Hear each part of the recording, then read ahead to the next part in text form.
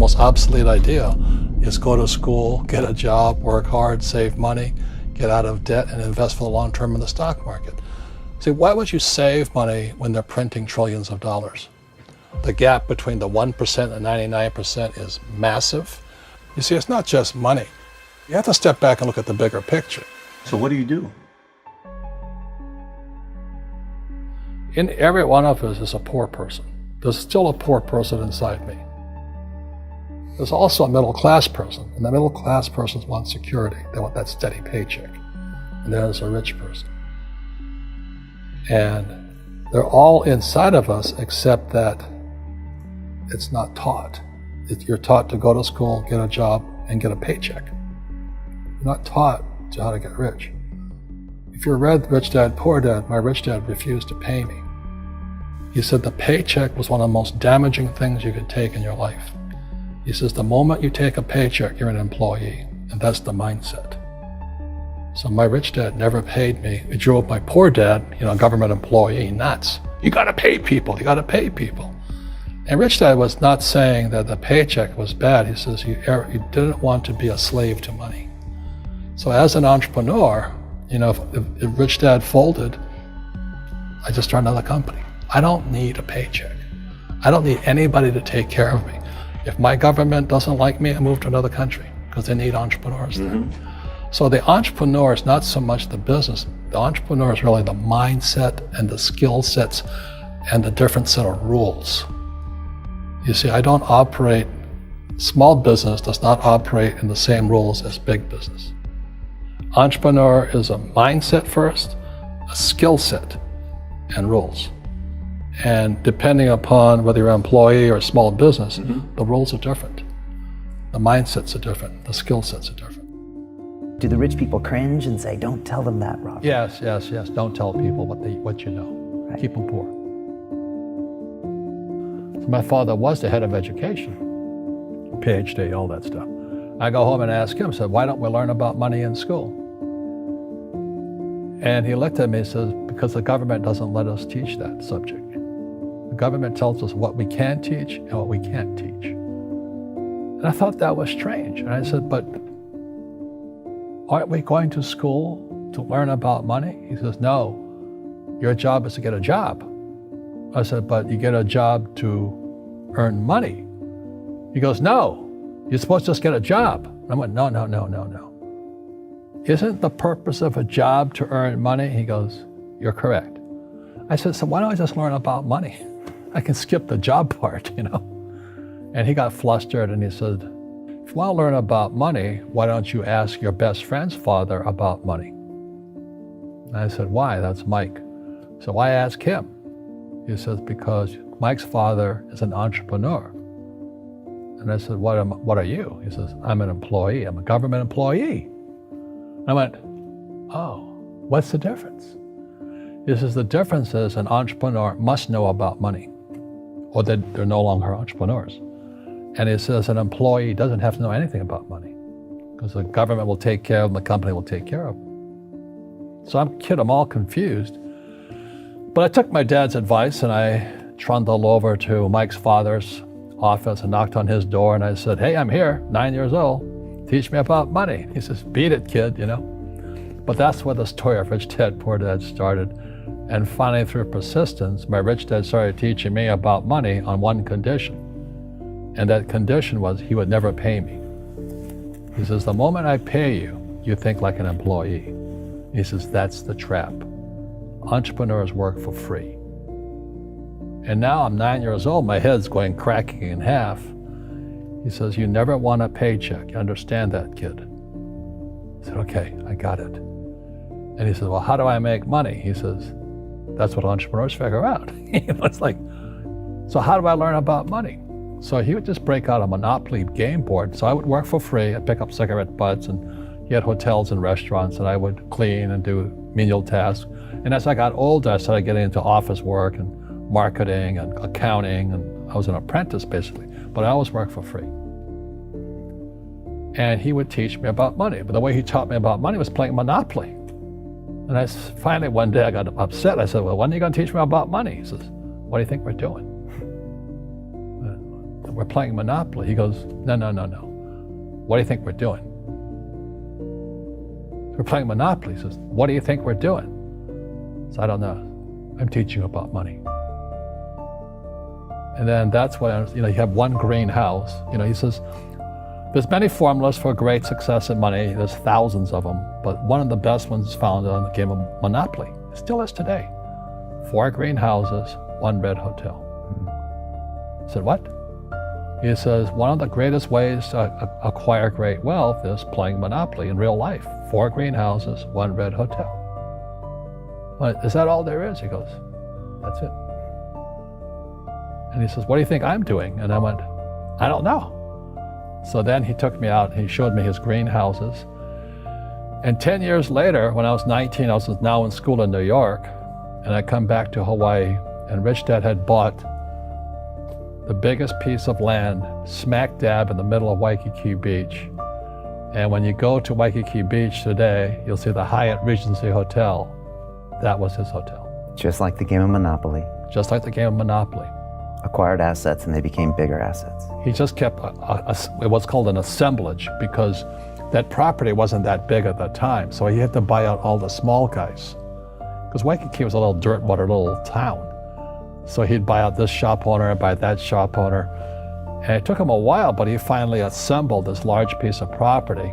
And then he and Hyatt put up this giant hotel. It just sold for $800 million. So that's how I learned about money. The reason I wrote Rich Dad, Poor Dad was because I knew this time was coming. And we have, as a world, I've never been here before. And so is it a spooky time? Damn yeah, it is probably the most dangerous time ever. There's nothing to compare it to, because there's never been a world economy before. For example, 100 years ago, if there was a stock market crash in England, it didn't affect anybody. But now the US market goes down, the world goes down. So plus with social media and all this we're doing now, so we've never been here before. And I'm excited about it because I make more money in crashes than I do when they go up. So, but for the average person, they'll get wiped out. I'm afraid at the worst, I hope I'm wrong, but I think we're heading for a global depression.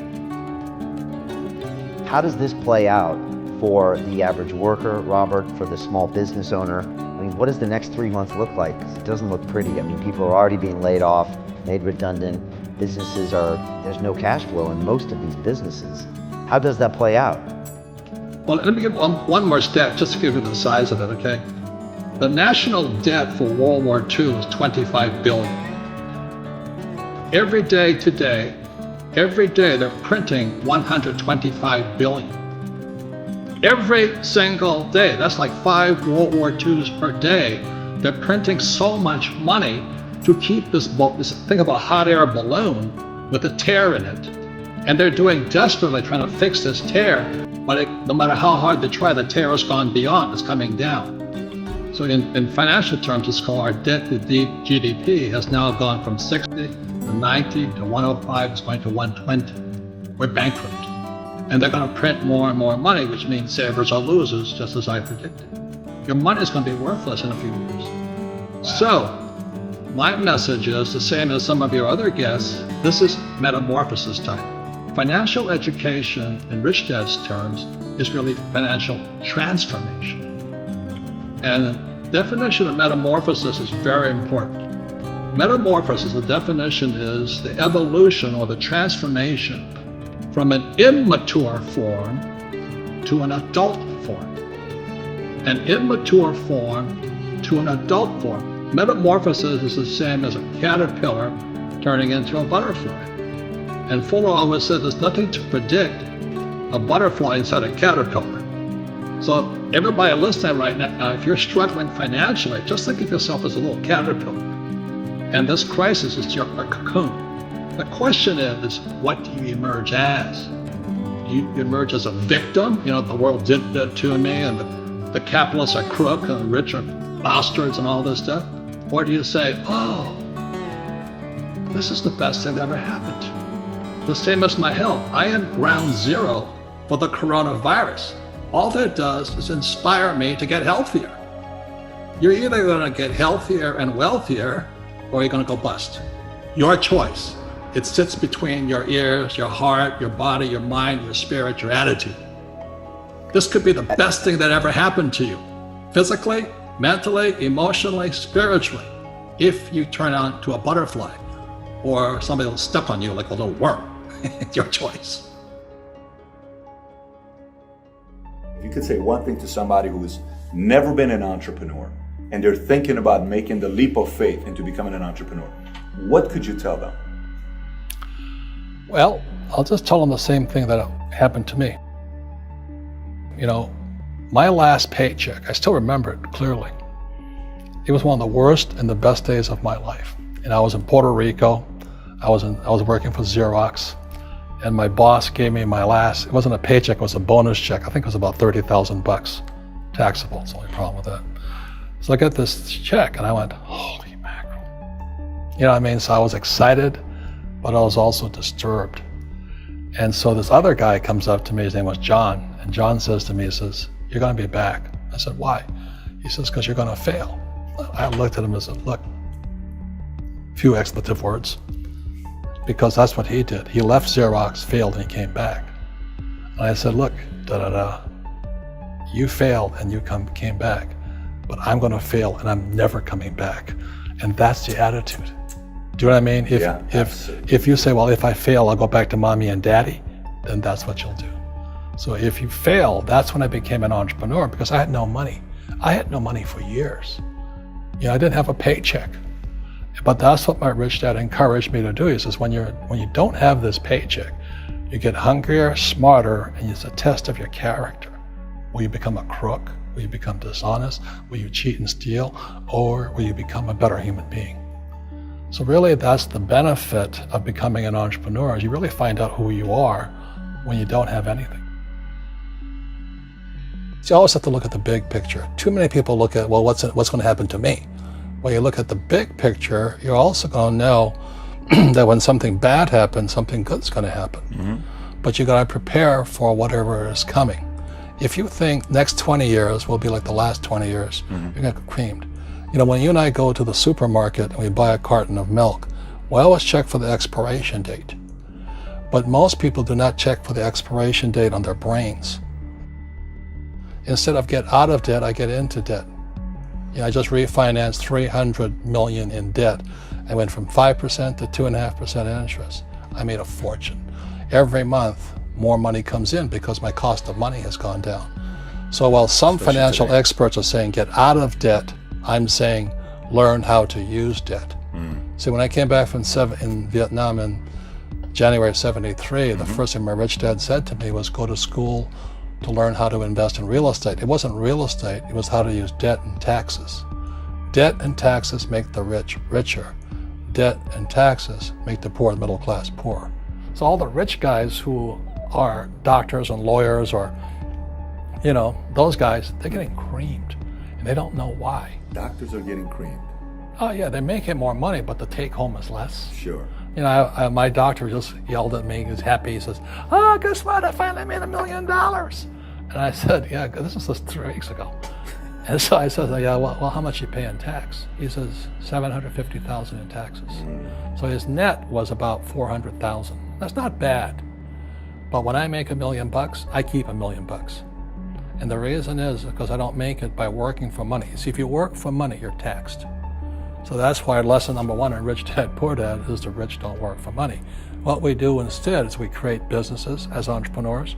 We acquire real estate. I don't want to invest in the stock market. Okay?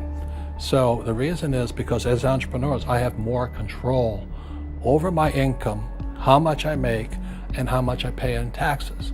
And because I'm an entrepreneur as well as an investor in real estate, I pay 0 tax. So every time I make, let's say, $1 million as an entrepreneur, I immediately invested in real estate. I have a 4-to-1 step up. So I put $1 million in real estate, I get $4 million from the bank. That's why I love banks. But the banks are screwing everybody else, you know, terrible. But it's good for me. That's why you say when you print, it's good for you, but when you print, it's bad for people that work for money. Because when you print, savers get creamed and people who work for money get creamed. When they print, debtors get rich. You see, debt and taxes make the rich richer, and debt and taxes make the poor middle class poorer. When we have obsolete ideas, we get obsolete results. So what's happening for most people, the idea of going to school, getting a job, working hard, saving money, getting out of debt, buying your house because it's an asset, and investing for the long term, is obsolete. The world has changed. The world changed in 1971 when President Nixon took us off the gold standard and money became debt. What if we get rid of school? Then what would happen? Would it be better if we had no educational system at all? No, I'm saying education is more important before. It's just obsolete. You know, there's Moore's Law, which states information doubles every 18 months. In other words, everything's obsolete 18 months. So, and this is just a recent phenomenon. So when you come out of school, you're already obsolete. And that's why I'm the old guy, you know. I meet my friends who went to Harvard. I went to Harvard. I said, yeah, that was how long, 50 years ago? Today, the banks are charging you interest to save money. In other words, banks don't want your money because they printed too much of it. And that's why there's this bubbles in stocks and bubbles in real estate and all this. People are dumping the cash because, as I said in here, savers are losers and cash is trash. And yet people are, well, I want a high-paying job. Well, that's an obsolete idea. Get out of debt is an obsolete idea. You should learn how to get into debt, how to use debt to get rich, and they'll never teach you about taxes. The reason the 1% is way up here and the 99% are going this way is because when you print money, two things happen: inflation and taxes. It's going to crush you. And any entrepreneur thinks, I'm just going to make money, I'm going to start a business and make a lot of money because of what we talk about. They really have got to smell the roses, man. You know, that's not what the real entrepreneurs are doing. Most entrepreneurs, there's 28 million small business owners in America. 24 million are what are one-person entrepreneurs. They're called non-employee entrepreneurs. So and that's what happens is when people don't really understand what an entrepreneur does. So most big people are self-employed, but they're not really entrepreneurs. The self-employed pay the highest taxes of all, and nobody tells them that. Yeah, it's also called the entrepreneurial spirit, but what we were actually talking about was there's no such thing as a bad economy.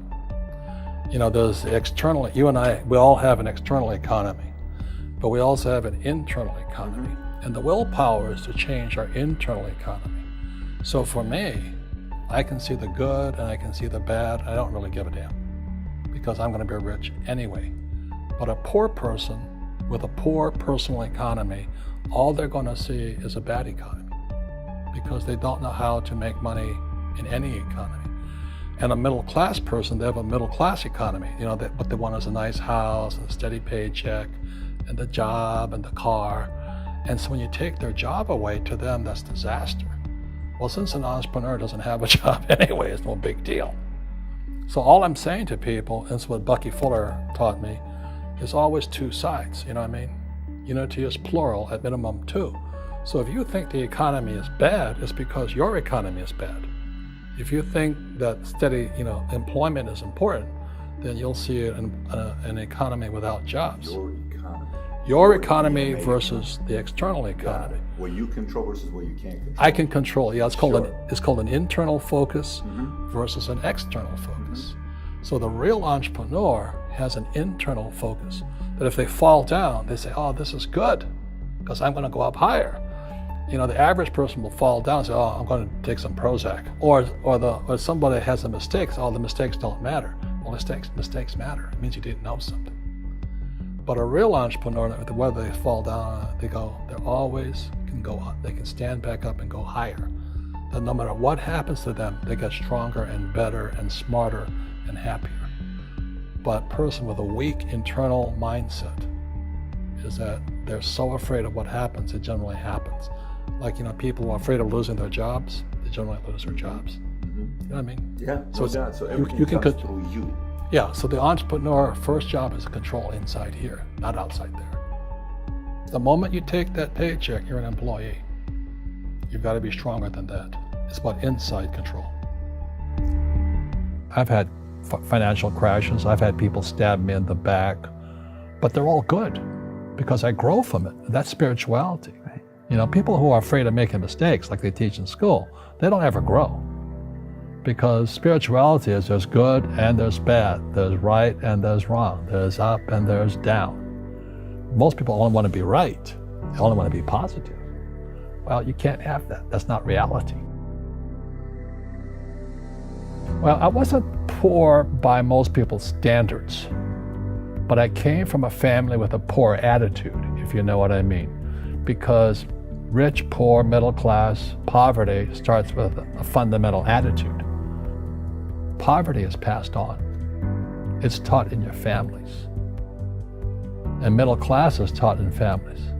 And so the people right now who are sitting at home, who are struggling financially or worried about money or unhappy, they may be making a lot of money, but unhappy with what they're doing, it was probably taught to you. You know, your super ego was taught, get a job, work hard, or you'll never be rich, or the rich are evil, or whatever. The school system will never teach you about money. The school system was designed to teach you to be an employee, which is important, or a doctor or a lawyer, a specialist, but never about money. And what most people lack is real business knowledge, like accounting, you know, like debt, like taxes. You got to know that stuff, but they don't teach it in school to anybody. So, and then when people ask me, how did your rich dad learn this when your poor dad, a PhD, didn't? And the answer is very simply, my rich dad, who's my best friend's father, his father died when he was 13. So rich dad had this family business at 13 to run. So he had to drop out of school, which was his blessing. You know, there's blessings, and you know, sometimes a blessing doesn't look like a blessing, but it turned out to be a blessing. And then his teachers became his bookkeeper, his accountant, his attorney, his banker, his real estate agents. So he has what I call real teachers, not these fake teachers in school.